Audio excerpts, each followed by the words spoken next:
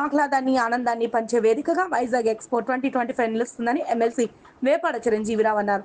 Beach రోడ్‌లో submarine museum ఎదురుగా ఏర్పాటు చేసిన వైజాగ్ ఎక్స్‌పో 2025 ఎమ్మెల్సీ ప్రారంభించి మాట్లాడారు.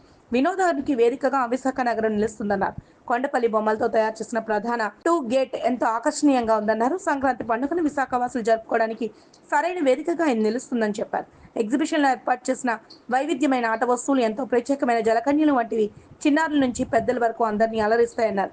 టీడీపీ రాష్ట్ర కార్యనిర్వాహక కార్యదర్శి చోడే వెంకట పట్టాభిరామ్ మాట్లాడుతూ కాశ్మీర్ నగరాన్ని నమూనాగా తీసుకుని ఇక్కడ ఏర్పాటు చేసిన విధానం ప్రజలందరినీ ఆకట్టుకుంటుందని చెప్పారు. కాశ్మీర్కు వెళ్లలేని వారంతా ఇక్కడ ఉన్న ఈ నమూనాని చూసి ఎంతో అనుభూతికి లోనవుతారన్నారు. గత 30 సంవత్సరాలుగా విశాఖ నగరంలో ప్రతి సంవత్సరం సరికొత్త కాన్సెప్ట్తో నిర్వహిస్తున్న ఈ ఎగ్జిబిషన్ ఎన్నో ప్రత్యేకతలను సంతరించుకుందని చెప్పారు.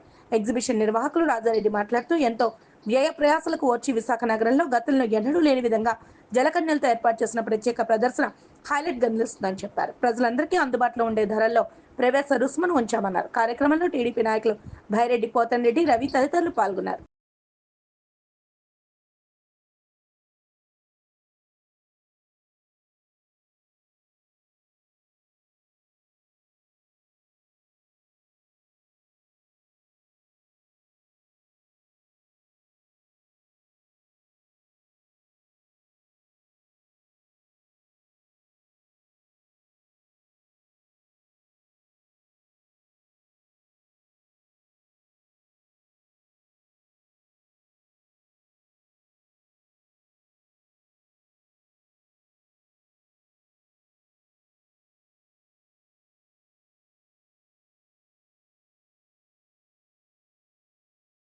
మా ఆహ్వానాన్ని మన్నించి విచ్చేసినటువంటి పెద్దలు ఎమ్మెల్సీ గారికి మా ధన్యవాదాలు.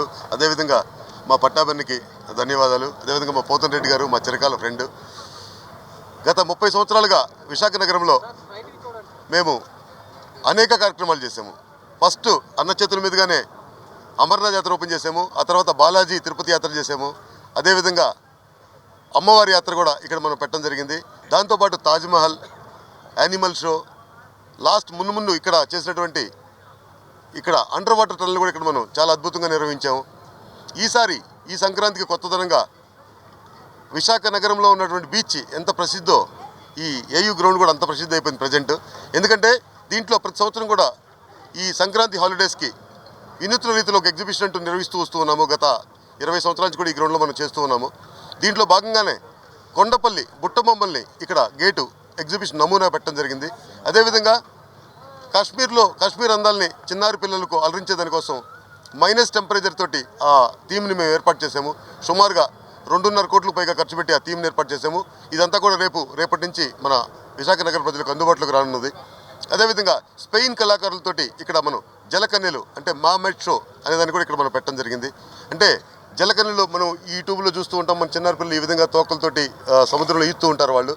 అదే వాళ్ళని ఇక్కడ ఒక ట్యాంకుల రూపంలో వాళ్ళందరూ కూడా ఇక్కడ చూపించడం జరుగుతుంది. దీంతోపాటు 23కు పైగా లేటెస్ట్ అమ్యూజ్మెంట్ రైడ్స్ ఏవైతే ఉన్నాయో మన చిన్నారి పిల్లలను అలరించేదానికోసం, పెద్దల్ని మరియు పెద్దలను అలరించేదానికోసం ఈ ప్రదర్శన ఏర్పాటు చేయడం జరిగింది.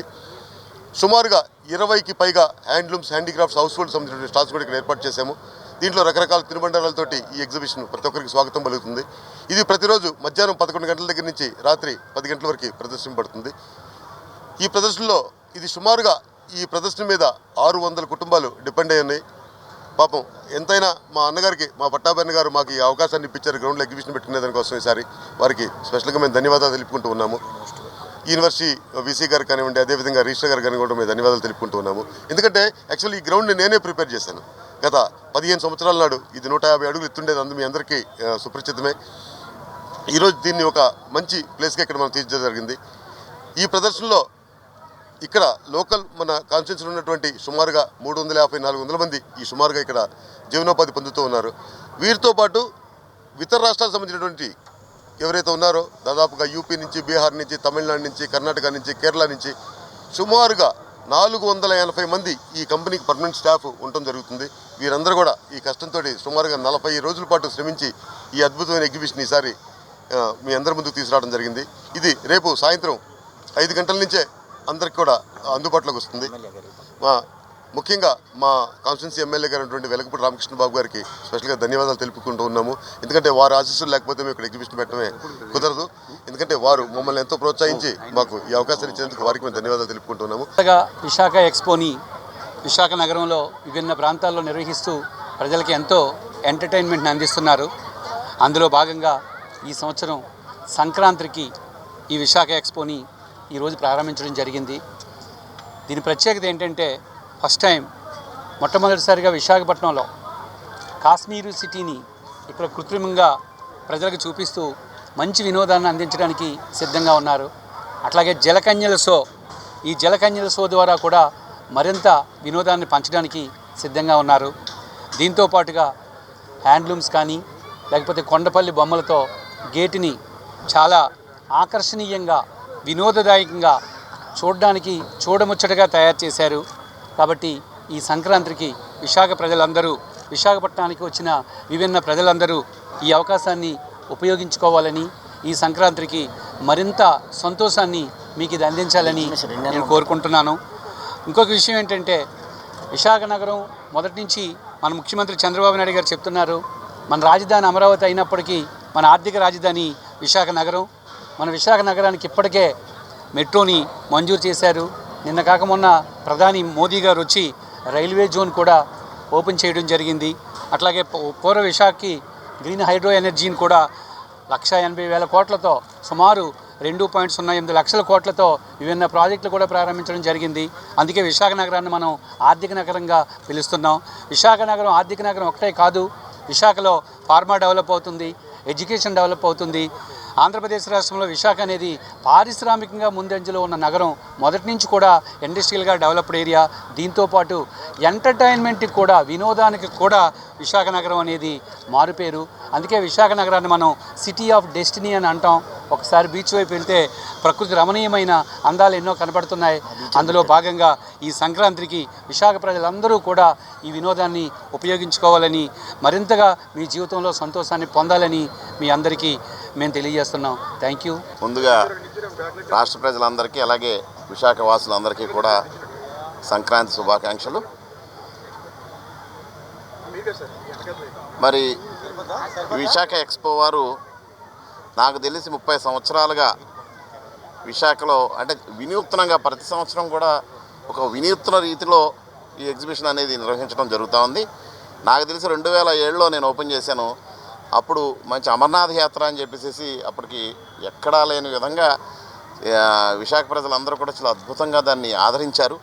సరే 30 సంవత్సరాలుగా కూడా విశాఖ ప్రజలు ఆదరిస్తున్నారు. అందుకనే ఎగ్జిబిషన్ కంటిన్యూ అవుతుంది. ప్రతి సంవత్సరం కూడా 30 సంవత్సరాలుగా కంటిన్యూ అవ్వడం అంటే ఒక మాటలు కాదు. ఎందుకంటే చాలా ఖర్చుతో కూడుకున్న పనిది. ఏదో కోట్ల రూపాయలు ఇన్వెస్ట్ చేసి దీన్ని చేయాల్సిన అవసరం ఉంది. మరి అది కూడా ఒకసారి చేసిన కాన్సెప్టు నెక్స్ట్ ఇయర్ చేస్తే ప్రజాదరణ ఉండదు అనే ఉద్దేశంతో ఎప్పటికప్పుడు వినూత్న రీతిలో కొత్త కొత్త ఆలోచనలతో, కొత్త కొత్త సొగసులతో ఈ ఎగ్జిబిషను నిర్వహించి విశాఖ వాసుల మన్ననను పొందుతున్నారు ఈ విశాఖ ఎక్స్పో వారు. మరి ఈ సంవత్సరం కూడా పెద్దలు చెప్పినట్టు ఇక్కడ కొత్త రీతిన కాశ్మీర్ అందాలని చాలామంది మధ్యతరగతి ప్రజలు కాశ్మీర్ అందాలని ఫోటోల్లోనో సినిమాల్లోనో చూడటం తప్పితే అక్కడికి వెళ్ళి చూడలేదు. కానీ ఇక్కడ న్యాచురల్గా ఇక్కడ చూసి కాశ్మీర్ వెళ్ళిన ఫీలింగ్ పొందే విధంగా వీరు తయారు చేశారు. మరి అలాగే కొండపల్లి బొమ్మలతో ఒక గేటుని, అలాగే ఒక వినూత్న రీతిలో జలకన్యల ఇది షోని వీళ్ళు ఏర్పాటు చేశారు. విశాఖ ప్రజలందరూ కూడా ఈ పండక్కి తమ ఆనందాన్ని ఈ ఎగ్జిబిషన్లో పంచుకోవాలని, అలాగే టికెట్ కూడా ఎందుకంటే చాలా సరసంగా 100 రూపాయలు మాత్రం, ఎందుకంటే కోట్ల దాదాపు నాకు తెలిసి 5-6 కోట్ల రూపాయలు దీనికి ఖర్చు అయింది. మరి అదే కాకుండా దీని మీద ఈ కాన్స్టిట్యున్సీకి సంబంధించిన మంది దాదాపు ఒక 500 మంది ఈ ఎగ్జిబిషన్ ఉన్నంతకాలం ఉపాధి ఏర్పడబడుతుంది. వాళ్ళందరూ కూడా కంటిన్యూస్గా పనిచేస్తున్నారు. వాళ్ళకి కూడా దానికి కూడా వారికి ధన్యవాదాలు తెలియజేయాలి. మరి ఈ సంతోషాన్ని విశాఖపట్నానికి ఇతరాన్ని విశాఖ ప్రజలందరూ కూడా, విశాఖ పర్యాటకులు అందరూ కూడా ఈ ఆనందాన్ని పంచుకోవాలని, ఈ వినోదాన్ని అనుభవించాలని, అలాగే మరొక్కసారి విశాఖ ప్రజలు దీన్ని ఈ విశాఖ ఎక్స్పో ఈ ఎగ్జిబిషన్ ఆదరించాలని, వారికి కూడా ఆర్థికంగా కూడా వాళ్ళకి మంచి పేరు, ఆర్థికంగా అలాగే ఈ దీనిగా కూడా మంచి పేరు వచ్చి వాళ్ళకి ఆర్థికంగా కూడా వనరులు చేకూర్చాలని మరి నేను మనసా వాచా కోరుకుంటూ మరి వారికి మరొక్కసారి హార్దిక శుభాకాంక్షలు తెలియజేస్తా ఉన్నా.